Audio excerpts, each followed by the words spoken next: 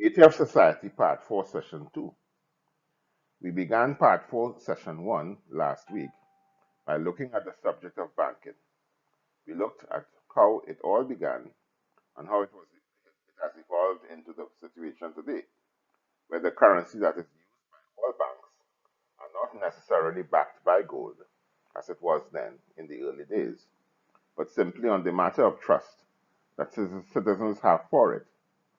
Banks have used this that has been built up over centuries to lend such currency or paper money to persons seeking to build projects, acquire property, fund business, or acquire consumer items. The collateral demanded for such loans has in the main been properties or other valuables that prospective customers have in their possession that may be of equal or greater value than the loans provided. It was also said that these loans historically have not been backed by the ongoing production of goods and services, and this has led to and will continue to lead to the economic recessions or depressions that we have witnessed over time. The most recent of these phenomena was in 2008, and this was worldwide in scope. We also noted that banks are not necessarily providing capital or credit to everyone needing it, but to a token few who can provide the collateral demanded. What have we found during the course of the week on the subject of banking? So let's start again by returning to the question of the true and rightful role of banks in a country which is to optimize its development. We should begin by asking the question, what do banks do in a community? They essentially take deposits for safekeeping from individuals, corporate citizens, the state, through its various ministries, corporations, and departments, and even foreign nationals and enterprises. They subsequently lend this money, capital, to whoever qualifies for such bank loans at such lending rates which turn a profit and provide dividends to its shareholders.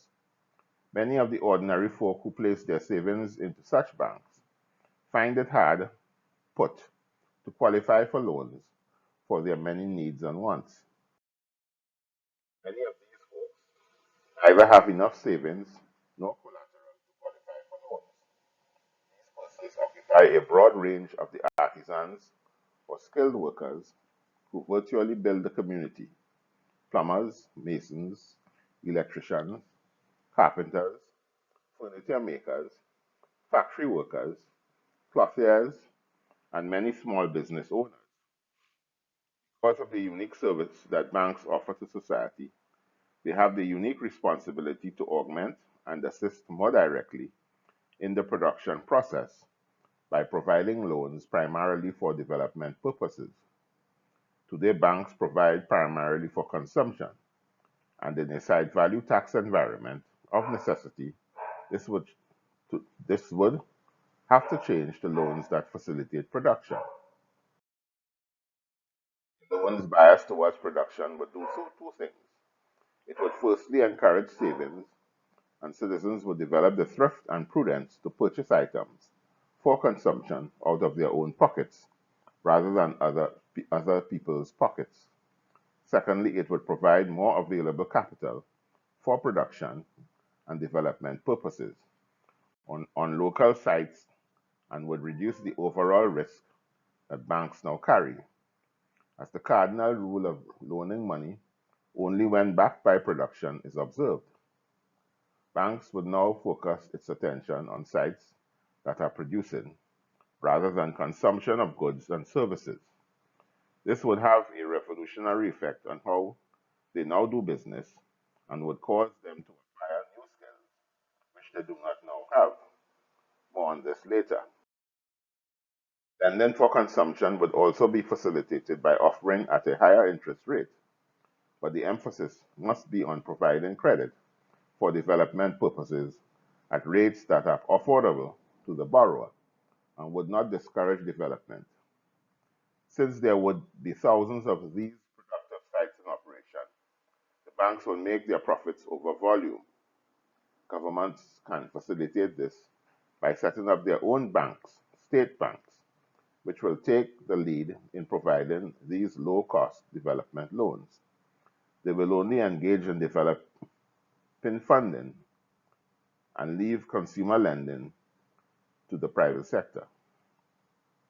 This development funding would demand a new responsibility of greater accountability by entrepreneurs and bankers of ensuring that the projects are bankable before lending. Periodic audits and checks of operations by the bankers would also be necessary. Borrowers would have to have the level of education and know-how of business management or project management, or have in their employ the necessary personnel and resources that would provide same. The education system would have to ensure that adequate numbers of these skills and others are available in the community, but more on this in future sessions. As thousands of entrepreneurs and homeowners would now be funded, the sheer volume of productive operations would not lead to inflationary conditions because of competition. These entrepreneurs, operations, and housing settlements would of course be subject to orderly planning and environmental policies. This will be discussed further in the sessions on environmental conservation and physical planning later in this series. If capital in the banks can be offered, if capital in the banks can be offered and finance houses using a tiered system of lending rates based on needs and then desires, this would go a long way in rationing the capital available, such that all citizens receive the minimum required to lead a satisfactory life. The highest priority and the lowest lending rates would be reserved for productive activities on local sites that produce goods and services. This should be made accessible to anyone and everyone willing to so produce. Such basic needs as housing and commercial buildings generally would receive lending at basic rates up to an amount that would allow decent quality facilities, but higher rates would apply for more extravagant facilities. Let us have our usual break here now.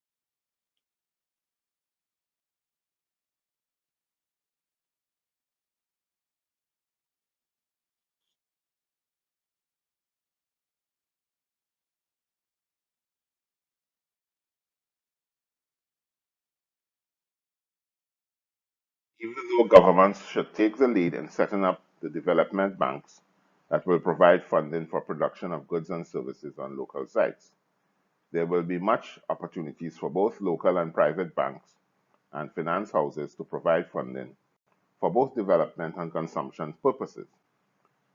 Competition here should be allowed at its keenest, with no possibility of cartels or arrangements between competitors being allowed, as is now the case in many countries, to the detriment of consumers.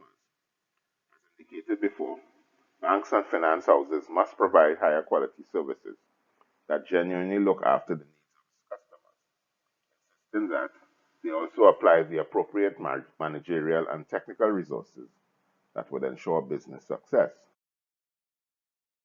Once this new culture of hard work is fostered in the banking industry, rather than what collateral the customer brings to the table, this will have a profound effect in the work ethic of the society and could lead to real prosperity over the medium to long term. The real point is, the real point to make is that the banking industry would now seek to provide capital for the whole society to produce its goods and services, and would not bias its services towards those more financially viable members. The banking industry must see itself as the important aspect in the capital factor of production. The usual requirements for capitalization and risk reserves that now apply to banks and finance houses will continue to apply, but the risks that banks now face may be lower because of the lesser likelihood of business failure. If failure does occur, the likelihood of business rebound, even if under new ownership, could be quick because the general conditions of the ban would still be present. Failures in most cases would be because of the ineptitude of some business owners, and in the best of systems, this would always be the case. Even in boom and bust conditions, the flexibility and capacity to adjust would be greater under site value taxation because all stakeholders can adjust their demands. The governments can adjust the SVT, the banks can adjust its loan requirements, and the entrepreneur can lower his own expectations. Increased competition in the marketplace will tend to have the banks and finance houses look more closely at operations of the businesses they fund. The efficiency and viability of these businesses will be closely examined to determine whether their assets are being employed optimally and are yielding the desired results. This approach becomes even more important when additional funding is requested for business operations. This new scrutiny will likely result in greater viability and success of the business than would the past approach of only being interested in security-backed loans. This then is the synopsis of what the new approach to banking will be under a side value tax regime. It will transform the economic and physical landscapes of both the developed and developing countries. What do we think of all that is said here? Next week, we will continue our discussion on a new subject of labor and education. Before we end, I would like again to let you attendees know that Unsustainable Development is an educational offering devoted to the dissemination of its course to all of mankind and to those who have the English language as their official language in the first instance, and to all eventually all over the world. We have in fact been sending this course all over the English-speaking world with very favorable responses. To continue to make this possible, and because we do not charge a fee for this dissemination, we rely wholeheartedly on monetary donations to meet the cost of achieving these goals. If you have found these sessions useful thus far and would like others to have access to them, we would gratefully accept your donations should you be inclined to offer them. You can send donations to our PayPal account at the email address notebroker2001@yahoo.com. Thank you for your kind gesture. As indicated before, you can communicate with us by going to our Facebook page on Sustainable Development or our YouTube channel, Balancing the Economy. We will respond to all your comments or questions. You can also subscribe to our YouTube channel and press the alert button to get notices that our latest session has been posted. All sessions are archived at our Facebook page. Please share with your family, friends, and acquaintances.